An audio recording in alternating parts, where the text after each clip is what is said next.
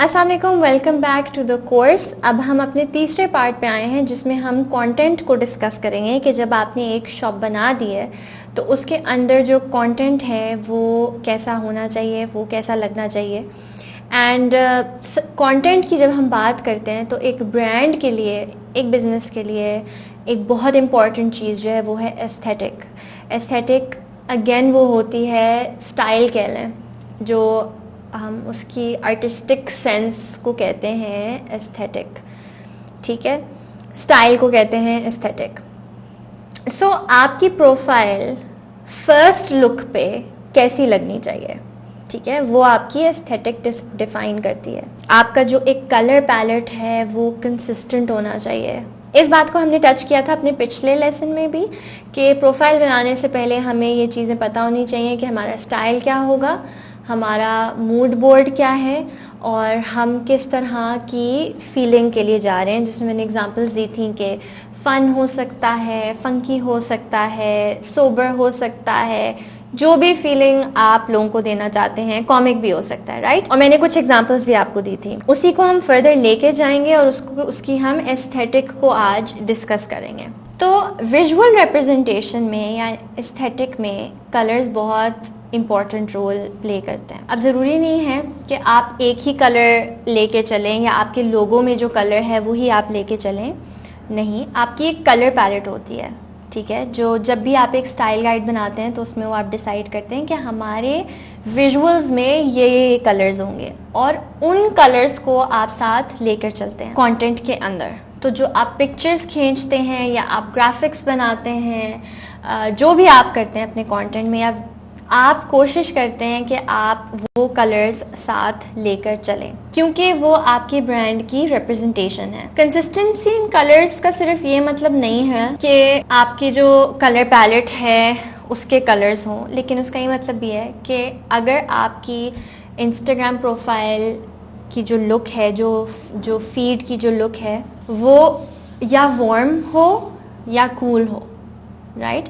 Warm colours ज़रा orange yellow side पे होते हैं, कूल कलर्स ज़रा ब्लू साइड के ऊपर होते हैं। वार्मर के अंदर येलो अंडरटोन होती है और कूलर कलर्स के अंदर एक ब्लू अंडरटोन होती है। ये वार्म और कूल का मतलब होता है।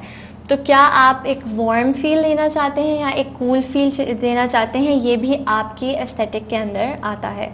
तो एस्थेटिक में एक चीज़ आ गई, कलर। अच्छा, अब colour isn't the only thing, एक ओवर आर्चिंग थीम होती है।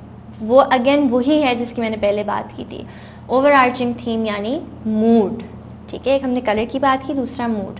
Bold, funky, feminine, vibrant, energetic, humorous, ये सारी आपके पास ऑप्शंस होती हैं। क्वर्की भी हो सकती है, डार्क भी हो सकती है।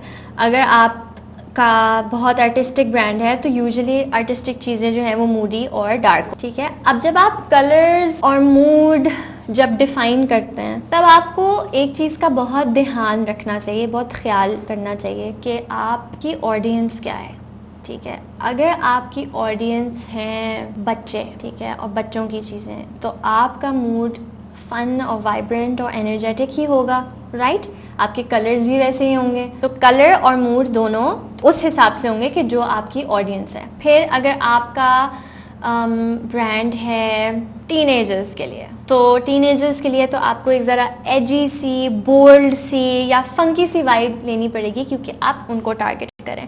तो जिन लोगों को आप टारगेट कर रहे हैं उनकी क्या साइकोलॉजी है, उन्हें क्या पसंद आता है, आप वो इस्तेमाल करेंगे ताकि उनको पता चले कि ये हमारे लिए है, दिस इज़ फॉर मी। जो आपकी टारगेट ऑडियंस है उनको आपके पेज पे आते ही ये फील होना चाहिए कि ये मेरे लिए ही है। आपकी इमेजेस की क्वालिटी हमेशा हाई होनी चाहिए। थोड़ी सी मतलब ये है कि इसमें एफर्ट और मेहनत लगेगी, लेकिन अगर आप एक ब्रांड हैं, आप एक प्रॉपर बिजनेस और एक शॉप हैं, तो आपकी इमेजेस की क्वालिटी लो नहीं हो सकती। आपको अच्छी क्वालिटी की इमेजेस डालनी पड़ेंगी। कोई भी अच्छा बिजनेस या ब्रांड बैड क्वालिटी और पुअर क्वालिटी इमेजेस नहीं यूज़ करता। हम एग्जांपल्स देख लेते हैं। तो मैंने आपको लास्ट टाइम चबीस की एग्जांपल दी थी, मैं दोबारा दूंगी कि यहाँ पर इन्होंने अपनी मूड में ये क्रिएट किया हुआ है कि पिक्चर्स इन्होंने डाली हुई हैं लोगों की जिन्होंने शॉर्ट्स पहनी हुई हैं और वो कुछ एक्टिविटीज़ कर रहे हैं, और अगेन इनकी बड़ी रिलैक्स्ड वेकेशन वाइब है, राइट। तो जो लोग रिलैक्स करना चाहते हैं नॉर्मली, और जब लोग रिलैक्स करते हैं तब वो शॉर्ट्स पहनते हैं। ऑडियंस को उन्होंने इमीडिएटली टारगेट कर लिया है कि ये आपके लिए, जब आप रिलैक्स करना चाहते हैं तो ये आपके लिए, तो आप हमारी शॉर्ट्स खरीदेंगे तो आप रिलैक्स्ड फील करेंगे। और ये उन्होंने लोगों के दिमाग में डाल दिया और एक उस ऑडियंस के पास पहुंच गए जो रिलैक्स करना चाहती है। वो ये कहेगी कि अच्छा हाँ, मैं रिलैक्स करना चाहता हूँ तो मैं ये शॉर्ट्स खरीदूंगा। उन्होंने सारी पिक्चर्स में वही लोग डाले हैं जो इनकी चीज़ें इस्तेमाल करते हैं। तो इन्होंने बहुत सारे लड़कों की, मर्दों की पिक्चर्स डाली हुई हैं जो बीच पे हैं, रिलैक्स कर रहे हैं, चिल कर रहे हैं।